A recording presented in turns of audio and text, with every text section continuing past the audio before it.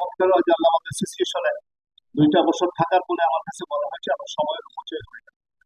আমি পরে নির্জীব হয়ে গিয়েছিলাম। কেন অপচয় হবে? আমরা এখন কালচারাল সংগঠনে ক্লাবে পরিণত হয়েছি। আমি সিলেট স্টেশন ক্লাবের মেম্বার।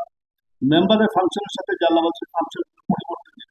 আমরা মেহেদি অনুষ্ঠান করি, আমরা পিঠা উৎসব করি, অন্যায় নাই, কিন্তু সার্বজনীন যে কাজগুলো সেগুলোকে আমি ঘুরে সরে আসছি। সেই জৌলুসিন জাল্লাবাদী প্যানেল পরিচিতির আগে একটু আমি এই প্যানেলের একটু সামনে নজর করতে চাই। সামনে নজরটা খুবই ইম্পর্টেন্ট।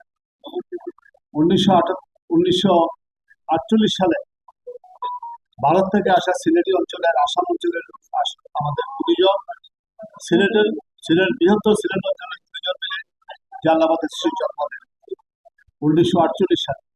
61 সালে সমাজ কল্যাণ মন্ত্রণালয়ের রেজিস্ট্রার করতে হয়। আমাদের মুরব্বীদের হবিগঞ্জের একজন মহামানব আমাদেরকে এই জায়গাটা দান করেন।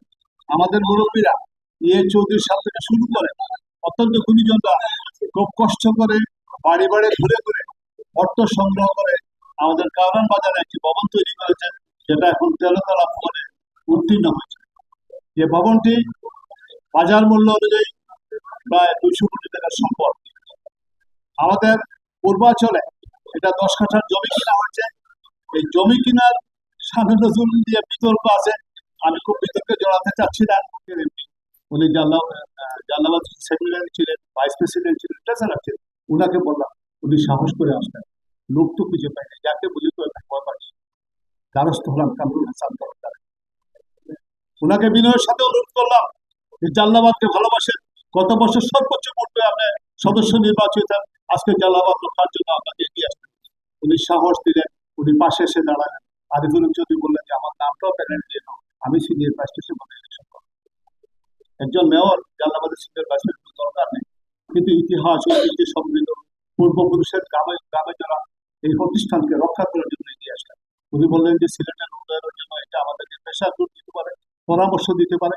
এখানে অনেক শিক্ষিত লোকজন আছে, আমাদেরকে উন্নয়ন পরিকল্পনা দিয়ে সাহায্য করতে পারে, আমাদের গবেষণামূলক প্রবন্ধ উপস্থাপন করতে পারে, আমাদেরকে প্রেশার দিতে আমরা সরকারকে বলতে পারবো প্রধানমন্ত্রীকে যে ভাই আমরা তো প্রেশার দিচ্ছি, সিলেটে আজকে মানববন্ধন করছে, সেমিনার করছে, এটা না দিলে সিলেট মানুষ খেপে যাবে, তখন আমরা কাজটা করতে সুবিধা হবে। এই থেকে উনি আসলেন আমাদের সামনে। ইলেকশনে আরিফুল চৌধুরী দাঁড়ালেন। এখন নির্বাচনে পরাজয়ের পরে আমাদের তৎকালীন ক্ষমতাসীন যারা ছিলেন নির্বাচন বাতিল করলেন। কি কারণে বাতিল করলেন? গঠনতন্ত্রে লেখা আছে আপনি ভোটার হইলেও নির্বাচনে দাঁড়াইতে পারবেন না যে ঢাকায় বসবাস না। আরিফুল সাহেব যেহেতু মেয়র, ঘন ঘন ঢাকায় যান, 1000 স্কোয়ার ফিটের একটা ফ্ল্যাট উনি ভাড়া দিচ্ছেন ভালু শাশুড়ির সাথে পাশে পাশে, যেখানে ওনার ওয়াইফ গেলে একা থাকতে পারে, পাশে আত্মীয় আছেন, মেয়ে গেলে থাকতে পারে। উনি অফিসিয়াল কাজ না থাকলে পারিবারিক গেলে থাকেন, না হোটেলে থাকেন। ওনার বাসা চেক করা হলো। উনি যে 2 বছর আগে এগ্রিমেন্ট করলেন, স্টাম্পটা নিয়ে স্টাম্প বান্ডার দেখালো 2 বছর আগে কিনা হয়েছে কিনা।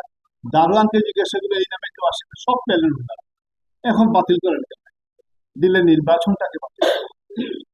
নির্বাচন বাতিলের পরে দীর্ঘ যুদ্ধ, সাধারণ সদস্যদের আবেদনের পরিপ্রেক্ষিতে 31শে জুলাই DGM এর সর্বশেষ সিদ্ধান্ত হলে ভিতরে নির্বাচন করতে হবে। সেই 31শে জুলাই শেষ নির্বাচন।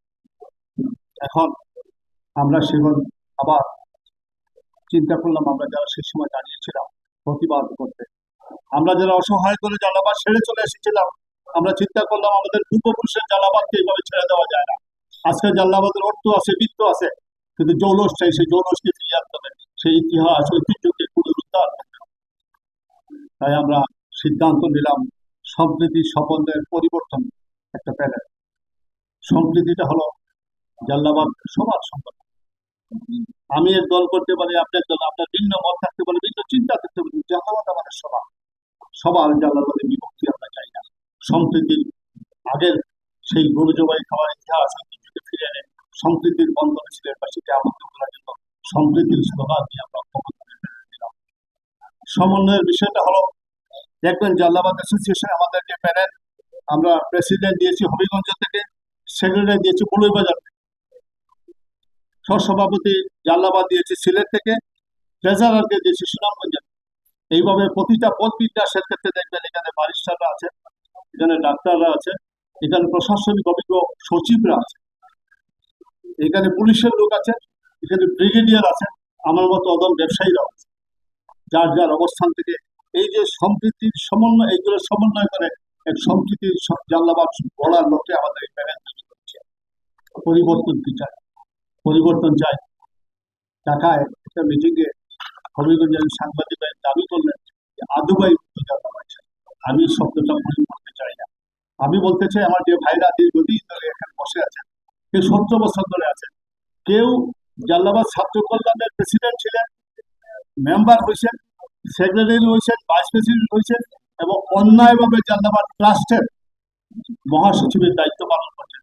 এখন উনি প্রশাসনিকভাবে সিলেটের প্রশাসক, ক্রিকেট বোর্ডের মেম্বার, শাহজালাল ইউনিভার্সিটির সিনিয়র মেম্বার, অসংখ্য পদ থাকার পর আবার জাল্লাবাদে থাকতে হবে।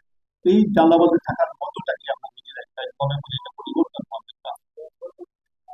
আমিরের শেরওয়ানিগুলো অতীতের রাজা বাদশাহরা পরতেন। বিয়ে করার আনন্দই আলাদা। আমরা এসেছি, আপনারাও আসুন রাজকীয় পরিবেশে বিয়ে করতে।